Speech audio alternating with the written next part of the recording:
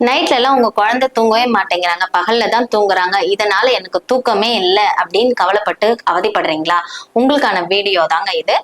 குழந்தைங்க அவங்களோட sleeping pattern பாத்தீங்க அப்படின்னா பிறந்ததுல இருந்து வித்தியாசமா தான் இருக்கும். பகல்ல தூங்குவாங்க, ராத்திரி முழிச்சிருப்பாங்க, இப்படிதான் இருந்துகிட்டே இருக்கும். ஆனா 4 மாசத்துக்குள்ள குழந்தைங்க இரவு மட்டும்தான் தூங்கணும் அப்படிங்கிற கண்டிஷனுக்கு வரணுங்க.